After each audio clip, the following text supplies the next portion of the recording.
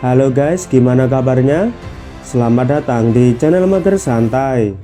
Pada episode kali ini, saya akan merangkum film aksi perang yang berdasarkan dari kisah nyata.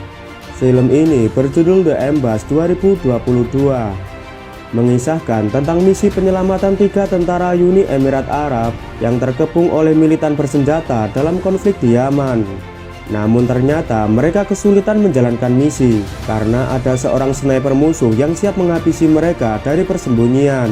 Lalu bagaimana keseruannya? Silakan jauhi keramaian dan dengarkan baik-baik alur filmnya.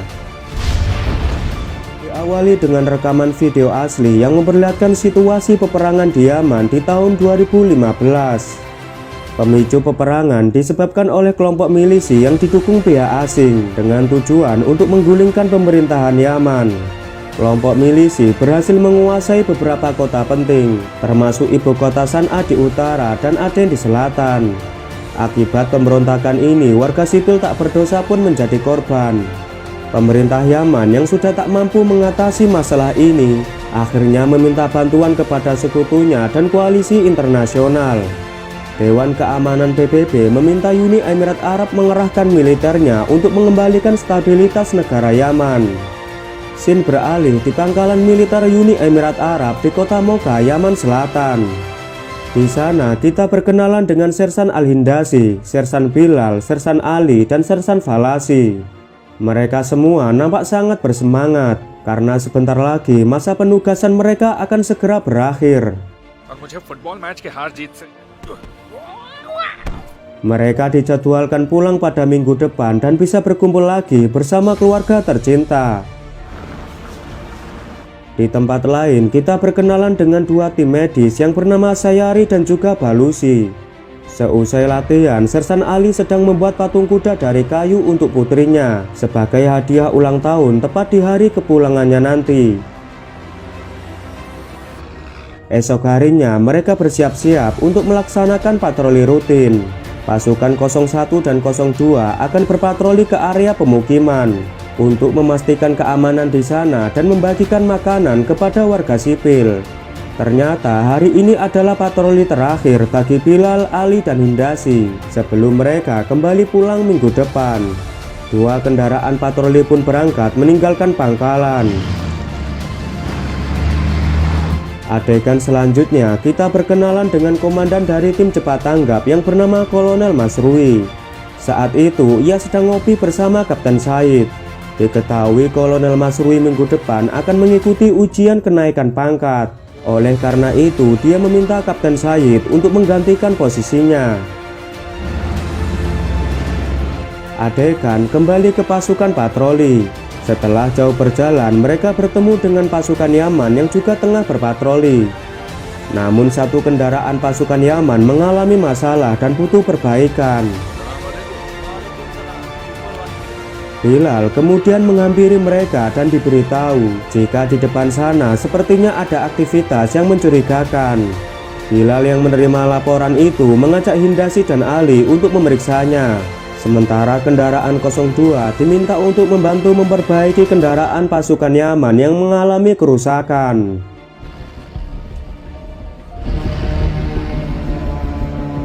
Di tengah perjalanan mereka bertemu dengan warga sipil. Kemudian mereka membagikan makanan yang mereka bawa. Seorang bapak lalu memberitahu Bilal jika semalam dia mendengar suara tembakan di balik bukit. Kemudian mereka bertiga segera berangkat ke sana untuk memeriksa lokasi.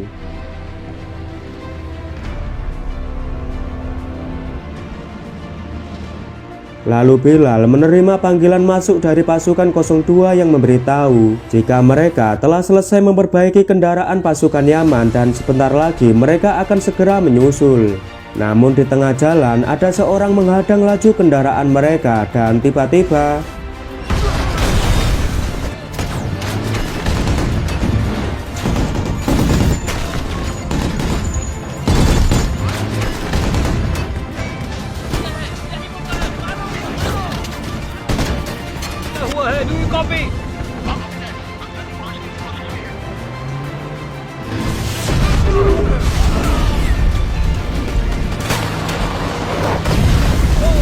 Para atasan yang telah menerima laporan terkait serangan yang dialami tim patroli segera memerintahkan Masroi dan Said untuk menyiapkan pasukan cepat tanggap. Mereka juga menerbangkan drone pengintai ke lokasi serangan untuk memberikan gambaran kondisi aktual yang terjadi. Kolonel Masrui meminta Sayari dan Balusi untuk segera bersiap-siap, sementara Kapten Said memerintahkan Falasi dan juga timnya untuk segera berangkat. Dipimpin oleh Kolonel Masrui, pasukan cepat tanggap meninggalkan pangkalan dengan kekuatan penuh.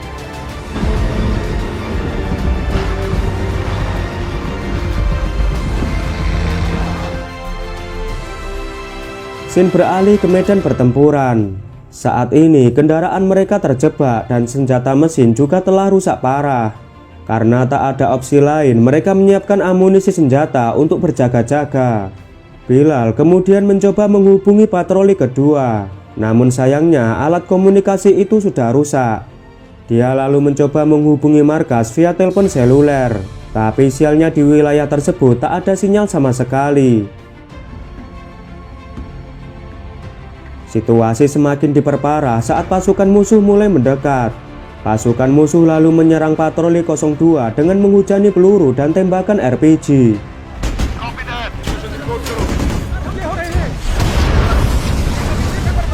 Sementara tim cepat tanggap yang dipimpin oleh Kolonel Masrui terus bergerak menuju ke lokasi. Kemudian ia menghubungi patroli 02 dan memberitahu jika mereka akan tiba dalam waktu 10 menit lagi. Scene kemudian menunjukkan pemimpin pasukan musuh yang mendekati patroli 01. Dia menyuruh anak buahnya untuk merekam aksi serangan mereka. Setelah itu sebuah RPG kembali ditembakkan.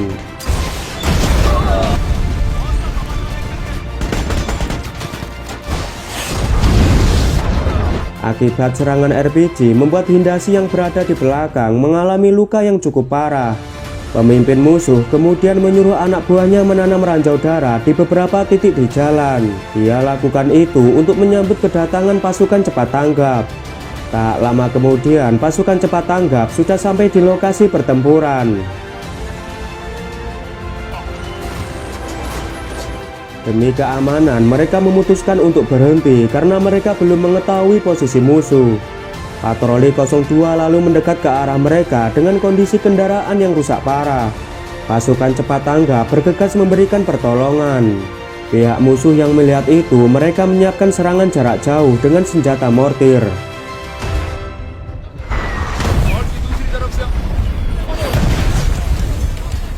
Kolonel Masrui kemudian meminta pasukannya segera mundur menghindari serangan musuh. Setelah di luar jangkauan serangan mortir, Kolonel Masrui kemudian menghubungi markas pusat. Dia meminta mengerahkan drone untuk mendeteksi posisi musuh. Seorang atasan yang berada di markas memberi otoritas penuh kepada Masrui untuk mengambil keputusan di lapangan. Dia memerintahkan Masrui agar menyelamatkan semua pasukannya dan bisa membawa kembali pulang dengan selamat. Setelah menerima mandat dari atasan, dia memberi semangat dan motivasi kepada seluruh rekan-rekannya. Dia menyuarakan agar jangan pernah meremehkan kekuatan musuh yang telah menguasai medan pertempuran dan menyiapkan penyergapan dengan baik. Namun dengan kekuatan kebersamaan kita mampu mengalahkan musuh agar kita bisa membawa saudara-saudara pulang dengan selamat. Setelah dirasa aman, Masrui meminta rekannya untuk bergerak ke lokasi pasukan penyergapan.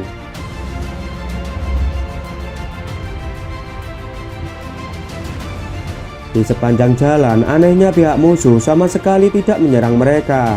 Namun ternyata musuh sengaja membiarkan pasukan cepat tanggap agar memasuki wilayah mereka. Dan tiba-tiba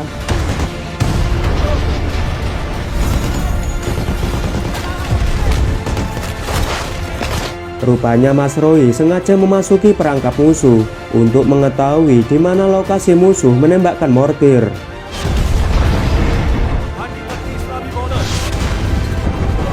Setelah titik koordinat musuh dikunci oleh drone, pusat komando mengerahkan helikopter Apache menuju ke lokasi untuk memberikan bantuan serangan udara.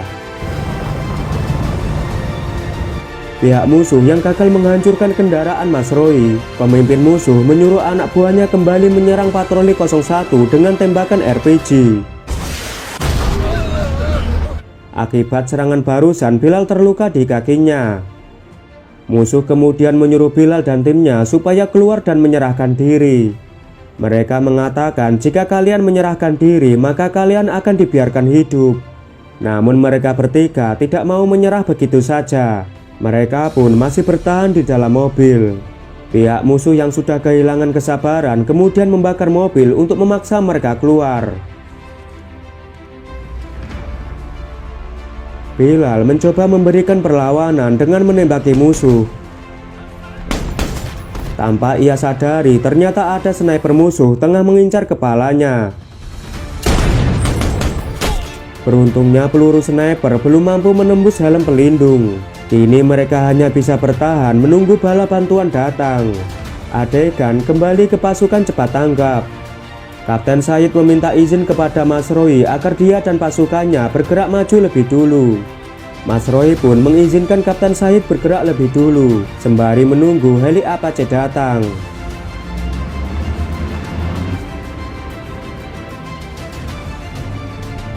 Pihak musuh yang mengetahui kedatangan pasukan cepat tanggap mendekat membuat mereka kembali bersembunyi di bukit.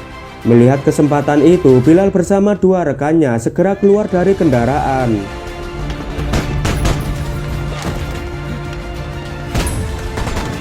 Gumpalan asap menjadi keuntungan buat mereka agar bisa menghindari serangan sniper musuh. Ali yang melihat tempat yang aman buat berlindung, ia kemudian mengajak Hindasi dan Bilal untuk berpindah ke sana. Namun Bilal dan Hindasi tidak bisa bergerak jauh karena mereka berdua sedang terluka di bagian kaki. Ali memutuskan untuk bergerak maju lebih dulu. Ia meminta Bilal untuk melindunginya dari serangan musuh.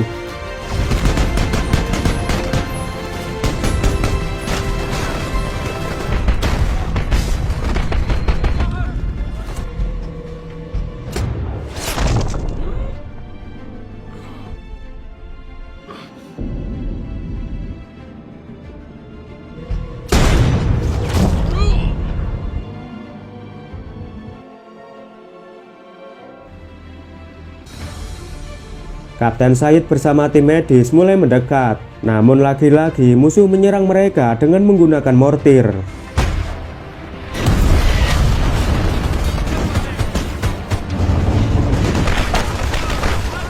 Setelah berhasil menghindari serangan musuh, Kapten Syed meminta Sayari dan Balusi untuk maju lebih dulu. Hindasi pun merasa senang melihat kedatangan mereka. Namun tiba-tiba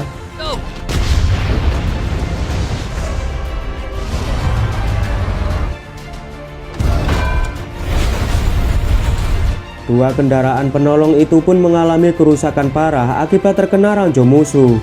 Syed kemudian melaporkan hal ini ke Mas Roy.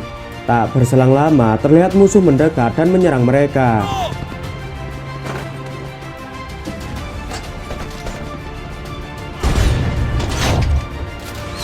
Hindasi yang merasa putus asa mengatakan kepada Bilal kalau riwayat kita akan segera berakhir.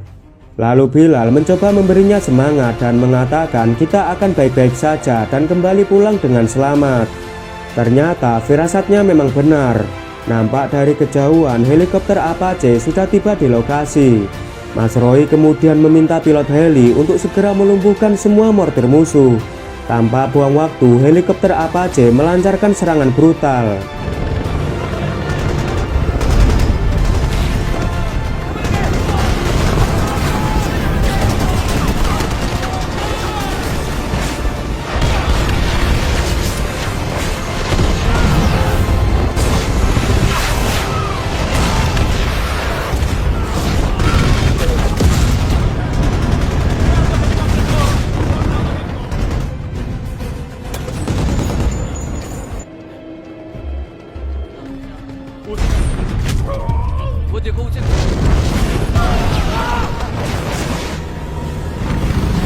Melihat musuh yang terfokus mengincar Apache, Valasi segera memanfaatkan kesempatan untuk menolong Kapten Syed. Akibat serangan RPG dari musuh, helikopter Apache tidak dapat menghancurkan mortir musuh yang tersisa. Pusat komando yang tak ingin heli Apache dihancurkan musuh, kemudian memerintahkan kru heli segera meninggalkan lokasi. Dua kendaraan pasukan cepat tanggap kembali dikerahkan untuk bergerak maju. Mengetahui Apache sudah pergi, pihak musuh kembali memasang ranjau di sepanjang jalan. Pusat komando yang melihat itu mencoba untuk menghubungi dua kendaraan agar tidak melintasi rute itu. Namun sialnya alat komunikasi di kendaraan itu bermasalah. Mereka pun terus bergerak maju sembari menyerang ke arah musuh.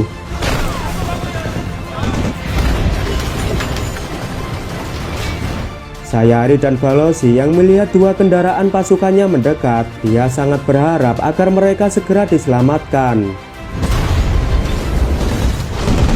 Dua kendaraan itu pun juga rusak parah, sementara musuh terus menghujani mereka dengan peluru dan RPG. Mas Roy kemudian memiliki rencana. Dia mengatakan kalau kendaraan yang rusak di sepanjang jalan bisa digunakan sebagai tameng pelindung untuk mendekat. Dia lalu memberitahu rencananya kepada komando pusat. Atasannya kemudian memperingatkan Mas Roy. Jika Mas Roy bergerak maju ke medan pertempuran, maka dia akan menjadi sasaran utama, karena musuh pasti akan mengincar komandan pasukan. Namun Mas Roy berusaha meyakinkan atasannya. Dia mengatakan semua tentara harus segera diselamatkan apapun yang terjadi. Sang atasan lalu mengerahkan F-16 ke lokasi pertempuran. Kolonel Mas Roy memimpin pasukan cepat tanggap yang tersisa bergerak maju sembari melepaskan tembakan, sehingga pertempuran sengit tak bisa dihindari.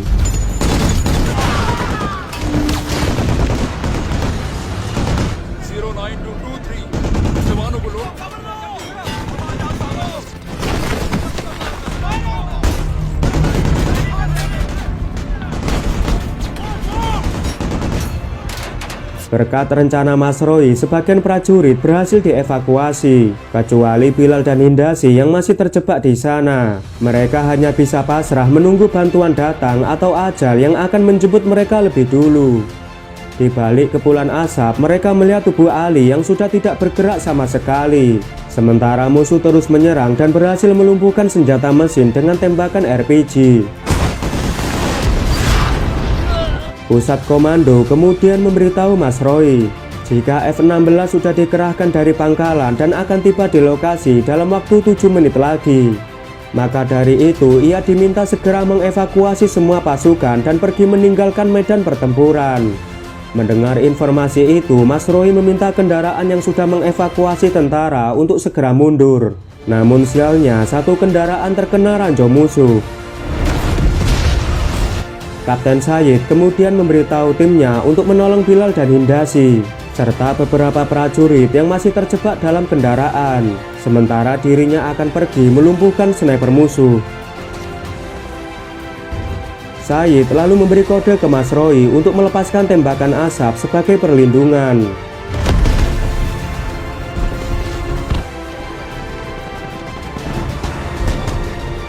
Setelah tembakan asap dilepaskan ke udara, mereka pun mulai beraksi.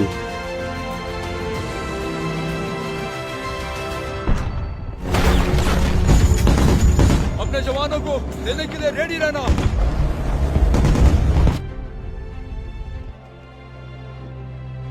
चला था।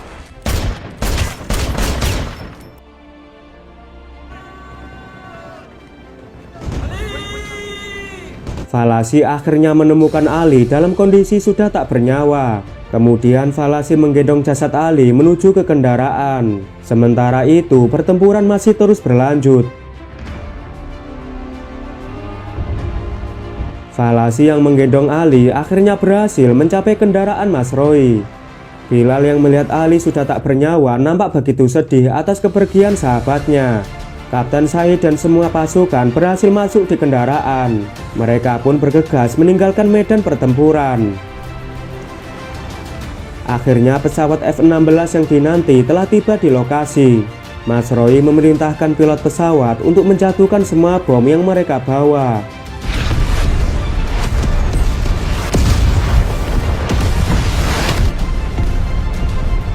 Di perjalanan nampak semua sangat bersedih atas kepergian Ali. Mereka merasa bersalah karena tidak bisa menyelamatkan sahabatnya.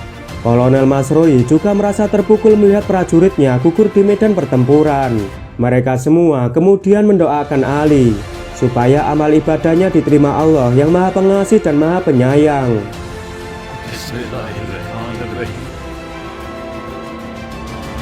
Setibanya di markas, para prajurit yang terluka mendapat perawatan lanjutan dari tim medis. Lalu semua pasukan berkumpul termasuk atasan mereka, Kolonel Jamal Al-Qadri. Jasad Ali pun dikeluarkan dari kendaraan dengan perlahan dan hati-hati. Dan semua pasukan yang melihatnya hanya bisa mendoakan Ali sebagai prajurit pemberani yang telah berjuang sampai titik darah penghabisan. Oke lur, terima kasih sudah menonton film ini sampai selesai. Jika Anda suka, silakan like, subscribe, dan share. Kalau sudah, saya ucapkan terima kasih dan sampai jumpa di video selanjutnya.